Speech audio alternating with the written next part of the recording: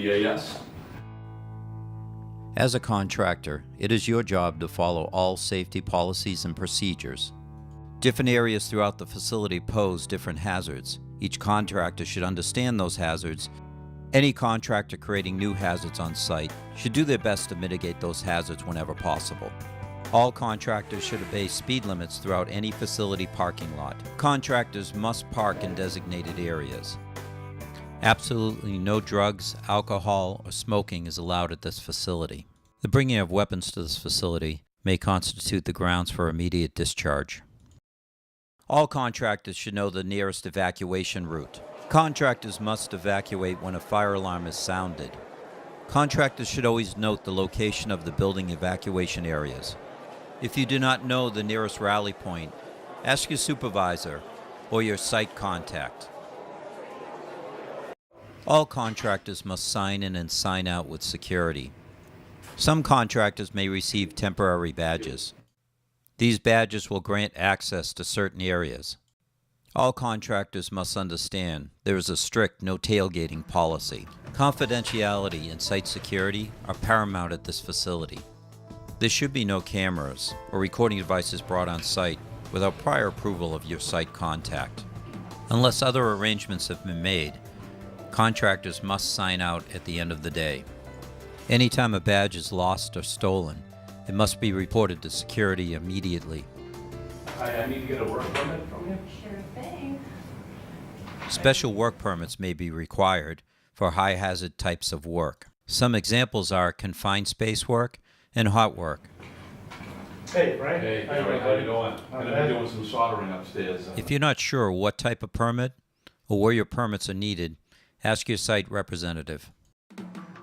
Hot work involves any generation of heat, sparks, or flames of any type.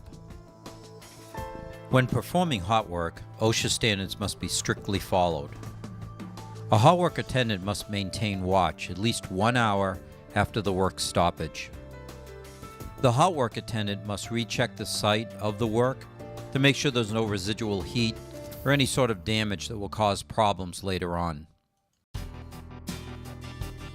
Warning signs abound throughout the facility. Contractors must pay close attention to these warning signs. Never ignore a warning sign or placard.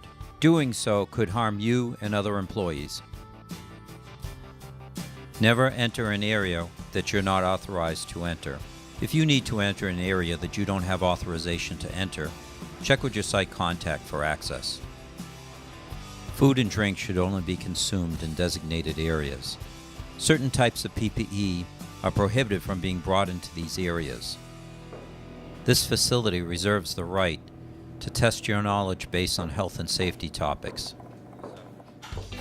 The contractor is responsible for conduct of its employees. All contractors must comply with contract terms.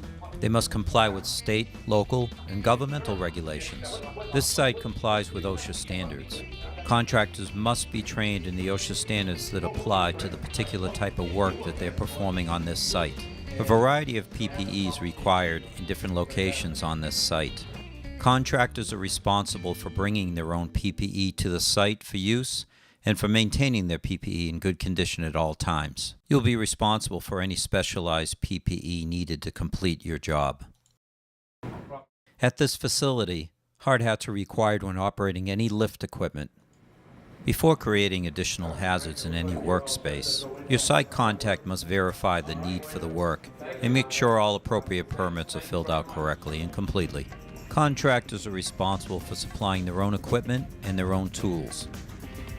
Contractors should never block doors, electrical panels, or other areas where access must be maintained.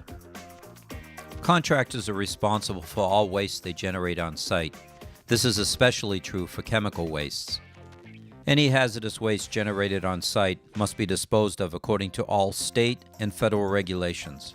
If you know you'll be generating hazardous waste or other types of dangerous waste, your site contact should be made aware of these wastes that you'll be generating and what your plans are for disposal.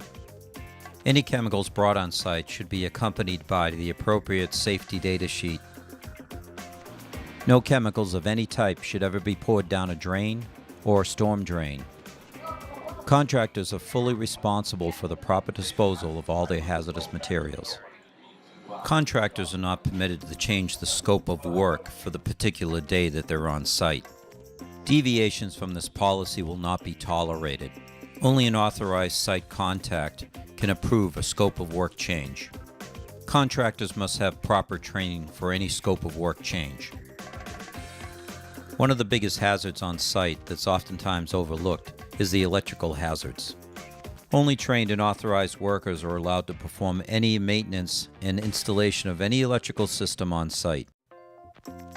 No electrical work should be conducted that will shut down vital systems such as water or ventilation. This type of work needs prior approval before getting started.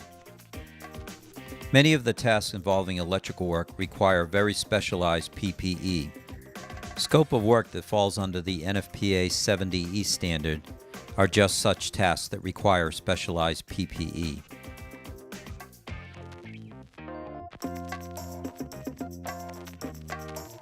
Working at height or working on a roof comes with its own associated hazards. When working at height, the proper PPE fall arrest system is mandatory at this site. Only trained contractors will be allowed to work at height at this facility. Having access to the roof and working at height comes with great responsibility. Contractors need to understand the paths established on roofs for safe exit and entry. At this facility, the routes of travel on a roof are clearly marked out. Taking the wrong path may actually put you in danger. Always know the proper route when transiting any facility roof. When you reach your final destination on the roof where you're going to perform your work, you may need to hook up to an anchor point. How you do this is greatly important. The way you attach to an anchor point can make the difference between you going home safe or not going home at all. The improper use of any PPE at this site will not be tolerated. Any contractor who wishes to get closer than 15 feet to a roof edge must have clearance with their site contact or environmental health and safety personnel. Any contractor wishing to bring hoisting equipment on site must hold a valid Massachusetts hoisting license specific to that class of equipment.